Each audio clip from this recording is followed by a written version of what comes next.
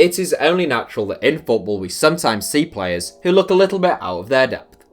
Whether it's a player who started at a smaller club only to struggle with the step up in quality and heightened expectations following a transfer to a bigger club, or just an ageing player in a side that is improving whilst he is regressing.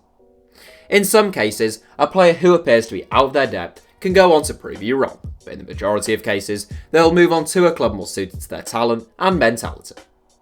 I should point out that we're not going to feature any of the players who appeared in our 7 footballers who played 0 minutes last season video, just so that those of you who have already seen it don't have to see duplicate entries, and those of you who haven't seen it can watch it after this video with no spoilers, should you wish to do so. I'm also limiting it to just 1 player per club. Here are my 7 footballers who are out of their depth. Shkodran Mustafi. It seems a little bit bizarre to talk about a World Cup and Confederations Cup winning German international as being out of his depth at a club that finished 5th last season and hasn't finished in the top 4 for 3 seasons now, but that's exactly what I'm going to do here. Mustafi became the second most expensive signing in Arsenal's history back in 2016, behind only compatriot Mesut Ozil when he joined the club for a reported £35 million. In 3 seasons at the Emirates though, the former Valencia star could fairly be described as a car crash of a signing. Clumsy, error-prone and inconsistent are 3 attributes you'd rather not hear associated with your centre-back, but they're all viable adjectives for the one-time Everton Academy player. Socrates Papastathopoulos, Laurent Koscielny and even fullback Nacho Monreal all look more solid options at centre-back, and Rob Holding and Callum Chambers probably would too. Despite Mustafi's unhelpful knack of creating havoc at the back, Unai Emery stuck by him for the majority of last season to the bemusement of many Arsenal fans. If the Gunners want to return to the top 4, Mustafi needs to make serious improvements or be axed from the side altogether. It's as simple as that. Chris Smalling. Somewhat amusingly, almost exactly 4 years ago now in the summer of 2015, back when I used to do some freelance work for an American website called The Sportster, I made this exact list, except it was 20 players rather than 7.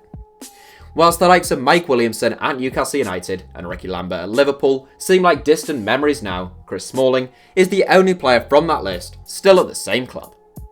That rather exposes the problems at Manchester United since Sir Alex Ferguson's retirement, as the club has failed to be ruthless in moving players on when they're no longer of sufficient calibre for a team that wants to be competing for major titles. Many people would argue the likes of Ashley Young and Phil Jones also fall into that category, but personally, Chris Smalling stands out to me as someone who has never looked like a Manchester United player. The former non-league man did have an impressive 2015-16 season, which gave him a platform to really push on and prove people wrong, but he's only regressed as a player since then. As with Mustafi, it's hard to see Manchester United competing for the Premier League or the Champions League with Chris Smalling as a regular fixture in their side, and it seems remarkable that he has managed to rack up more than 300 appearances for the Red Devils. Mariano. This video could age badly if any of the players are sold before I manage to get it uploaded, and certainly Real Madrid forward Mariano is one player with whom that is a real possibility. The once-capped Dominican Republic international has been linked with Roma, AC Milan and Tottenham in recent times, having had a rather quiet debut campaign at the Bernabeu. Mariano first joined Real Madrid as an academy player at the age of 17, and he was a regular fixture of both Los Blancos' B and C teams. He made just 14 appearances for the first team though, before spreading his wings and heading to Lyon in a deal worth €8 million. A tally of 21 goals in 45 games in his first season in France was enough to convince Real to bring Mariano back the following summer for €23 million. He was handed the number 7 shirt vacated by the departing Cristiano Ronaldo, so that was a pretty easy void to fill. The 25-year-old made just 13 La Liga appearances, 17 in all competitions, and scored only 4 goals in what was a really disappointing campaign for the Spanish Giants. Teenager Vinicius Jr. got a lot more game time than him last season, and his prospects look even bleaker following the arrivals of Eden Hazard, Luka Jovic, and Rodrigo in forward areas. Mariano isn't just out of his depth now, he's also surely surplus to requirements. Jack Hendry. Another player who could be on the move this summer, Jack Hendry, hasn't made the best of impressions at Celtic during his 18 months at Parkhead. Rather like Mariano at Real, Hendry was previously an academy player at Celtic before returning after an impressive half-season at Dundee. In Hendry's defence, he is still only 24 and he hasn't had the best of luck with regard to injuries, but he hasn't looked anything like a Celtic first team player at any time over the last year and a half. Celtic have already improved their centre-back options this summer following the departure of Marvin Compere and the arrival of Christopher Jullien, but they could probably do with another central defender coming in if Hendry is to leave. The Glasgow-born former Wigan defender has looked positionally poor and really weak in the air given his large frame during his 26 outings at Parkhead, and a return to somewhere like Dundee or maybe a League One club south of the border could be the best course of action for Hendry's career at this point. George, Kevin and Kudu. Two players Tottenham signed in the summer of 2016, namely Vincent Janssen and George, Kevin and Kudu, could have made this 7, but in the end, it is the latter of the two who gets my pick. Nkudu was signed by Spurs off the back of a decent season in Ligue 1 with Marseille, and he set the North Londoners back £11 million.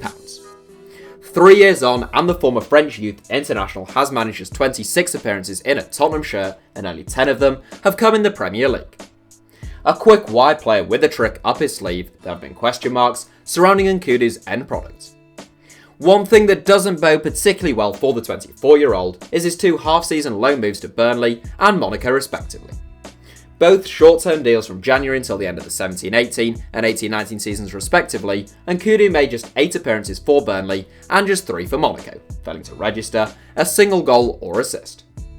In all 18 of Nkudu's Premier League outings, he has managed just 1 assist and no goals.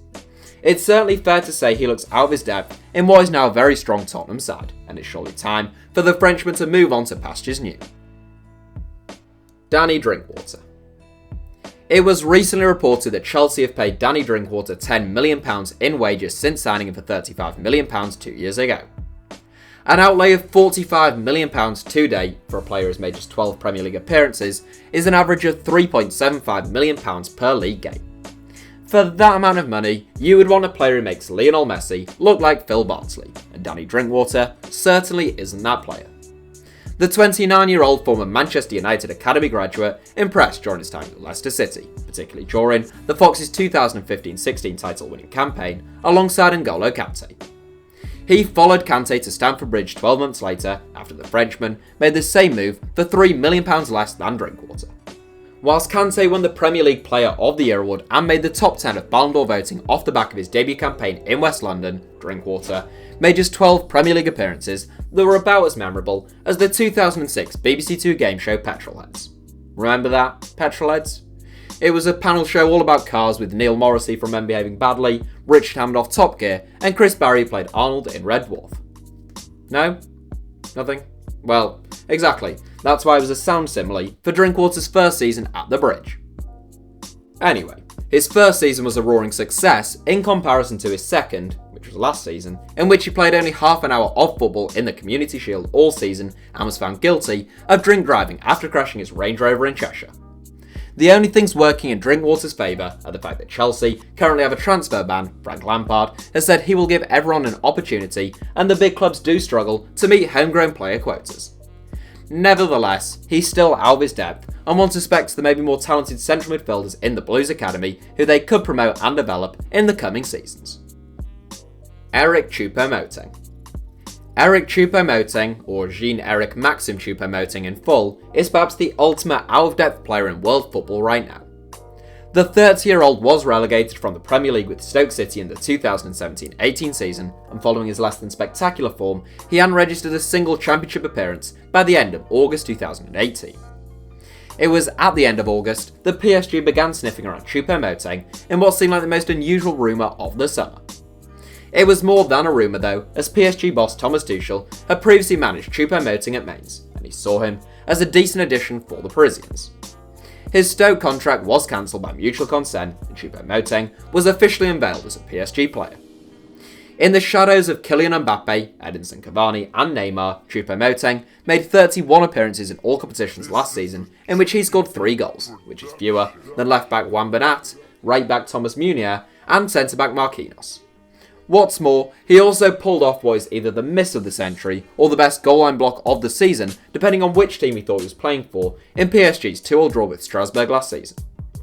There's no suggestion that Choupo-Moting could be on the move this summer at the time of this recording, but we'd say it's fairly clear the gamble hasn't really paid off for Tuchel. ChoupoMoting isn't just out of his depth, but the large amount of game time he got last season prevented some of PSG's good younger players from getting opportunities. Both Moussa Diaby and Timothy Weah have left the Parc des Princes this summer, whilst ChoupoMoting remains at the club. That's it for today's video. Congratulations on making it to the end of the video. Since you've got this far and in exchange for eternal good luck and happiness, why not subscribe and turn on notifications for the ever brilliant HITC Sevens.